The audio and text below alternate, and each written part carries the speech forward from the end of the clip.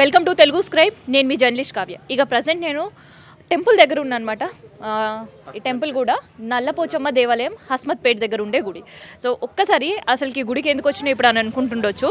అసలు అమ్మవారికి సంబంధించిన కట్టమైసమ్మ కావచ్చు, నల్లపోచమ్మ ఇట్లాంటి గుళ్ళన్నీ కూడా హైదరాబాద్లో ఏ కార్నర్లో చూసినా కూడా మనకి కట్ట మీద ఉంటాయి, లేదంటే కట్ట కింద ఉంటాయి. అంటే ఆ అమ్మవారు ఆ చెరువులను కాపాడుతుంది, ఆ చెరువు కింద ఉండే భక్తులను కాపాడుతుంది అనే ఒక నమ్మకంతో వెనకటి నుంచి కూడా చాలా టెంపుల్స్, ఈ ఒక్క టెంపుల్ అని కాదు, నల్లపోచమ్మ కావచ్చు, కట్టపోచమ్మ కావచ్చు, ఇట్లాంటి టెంపుల్స్ అన్నీ కూడా ఉంటాయి. కానీ ఈరోజు అసలు ఆ గుడి ఉండకుండా చేసే ప్రయత్నం చేస్తున్నారు అధికారులు.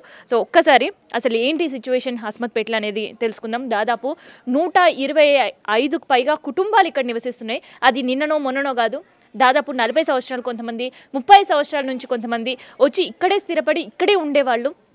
కానీ ఇప్పుడు అసలు తాము ఉండమా అనే ఒక భయాందోళన ఉన్నారు. సో అసలు గుడి కూడా ఉండే పరిస్థితి. సో ఇక్కడ ఉండేటోళ్ళందరూ తమ ఇళ్ళని కాపాడాలి అని అమ్మవారికి వచ్చి మొక్కుకుంటారు. కానీ ఇప్పుడు అమ్మవారి గుడే ఇప్పుడు ఒక సందిగ్ధంలో మారిపోయింది. ఇంకా చెప్పాలంటే గుడికి కూడా నోటీసులు ఇచ్చారంట. సో ఒక్కసారి ఇక్కడ ఉండే వాళ్ళతో మనం మాట్లాడదాం. మీ పేరేంది కాదు? శంకర్.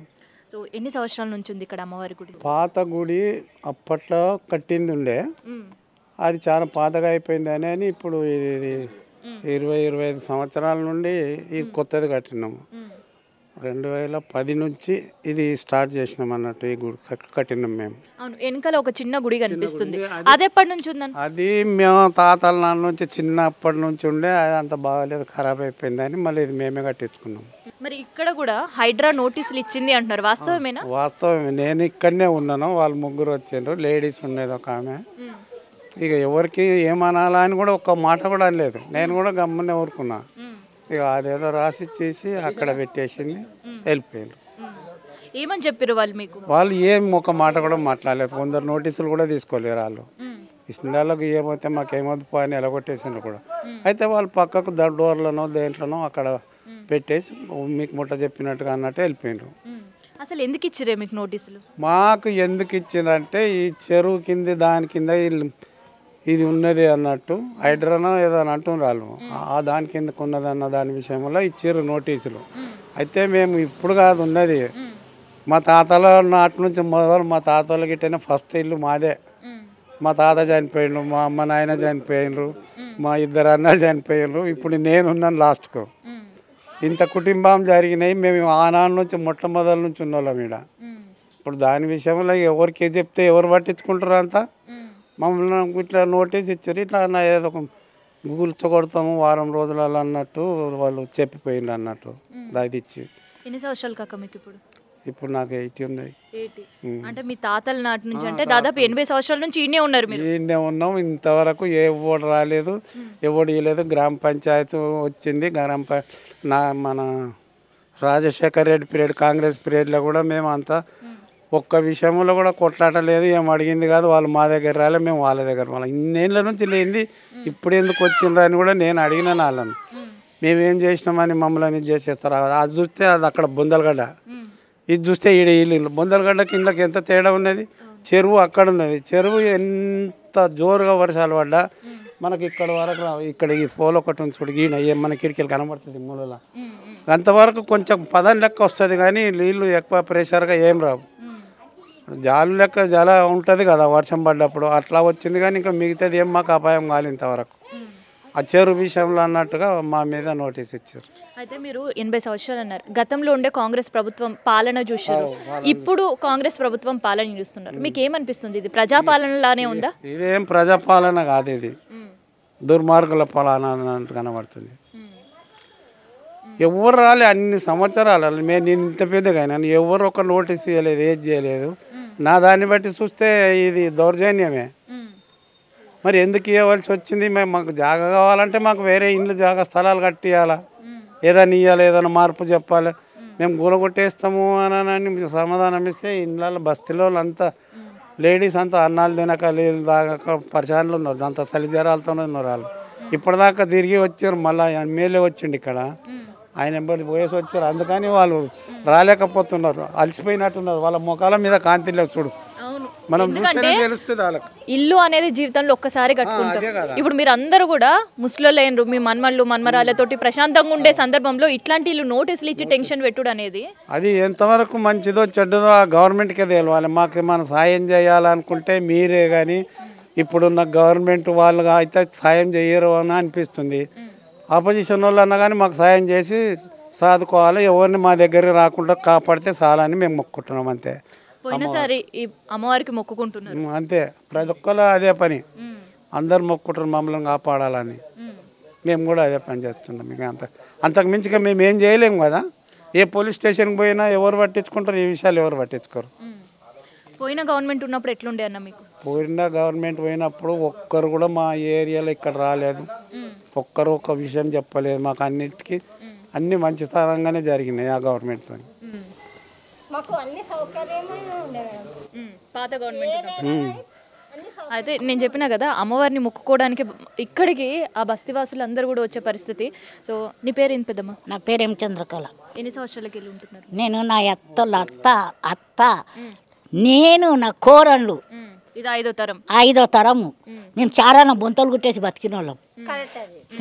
మా మామ చిలక పంచాంగం చూస్తుండే.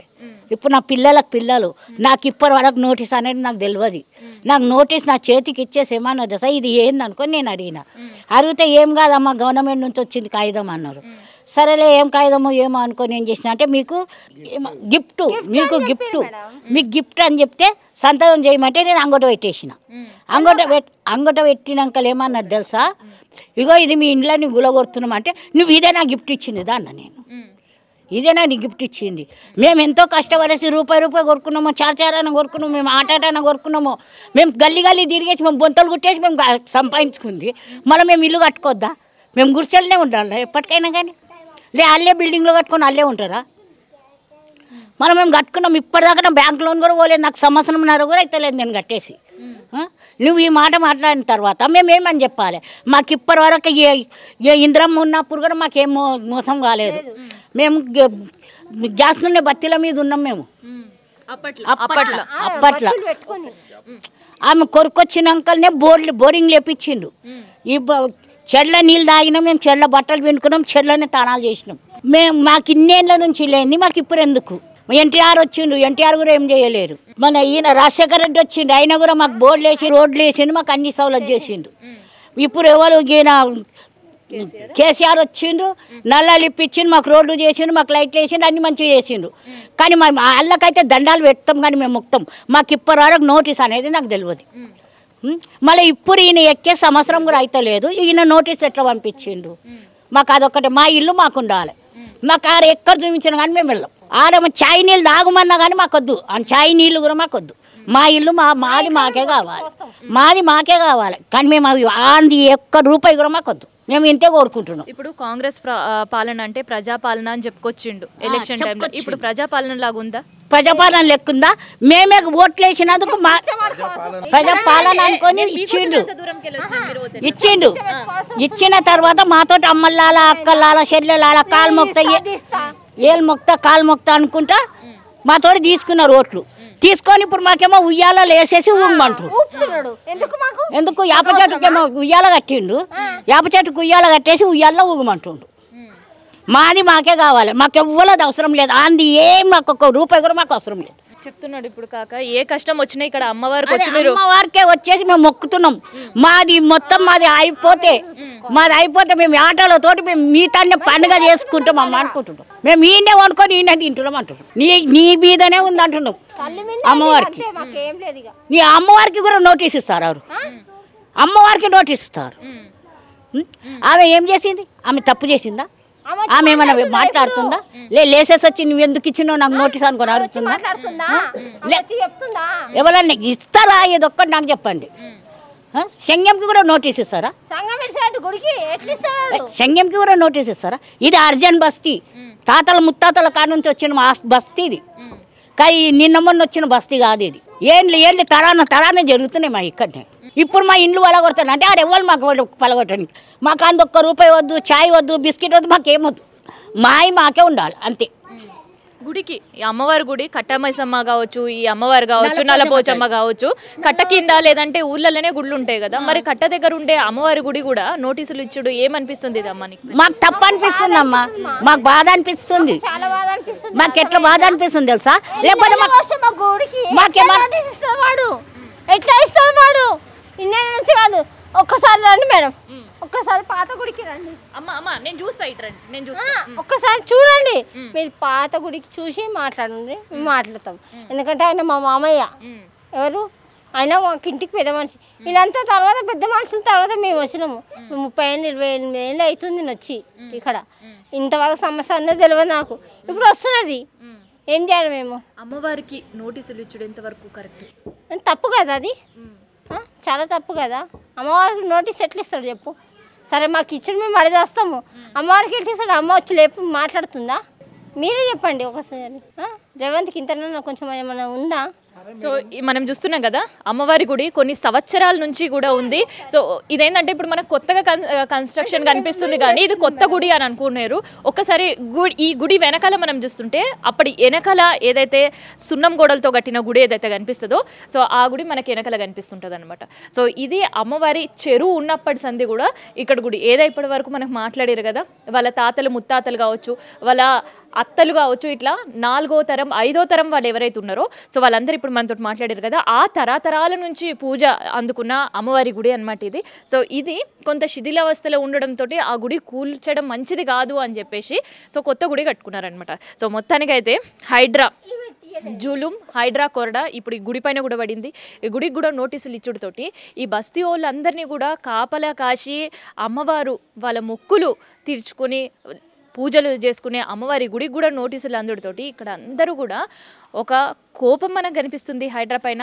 కాంగ్రెస్ ప్రభుత్వం పాలన ప్రజాపాలన లేదు, అధర్మ పాలనగా ఉంది అనే చెప్తున్నారు. ఎందుకంటే ఇప్పుడుండే బస్తీ వాళ్ళందరికీ కూడా ఈ అమ్మవారి గుడే దిక్కు, ఈ అమ్మవారికే మొక్కులు మొక్కుకుంటున్నారు తమ ఇళ్ళని కాపాడని అని చెప్పేసి. అట్లాంటి కావలగాచే అమ్మవారికే వీళ్ళ బాధలు ఈయన అమ్మవారి గుడికే నోటీసులు అందుడితోటి అసలు అమ్మవారి గుడి ఉంటుందా లేదా అనే ఒక టెన్షన్ కూడా ఇక్కడ, ఆందోళన కూడా ఇక్కడ ఉండే ప్రజల్లో కనిపిస్తుంది.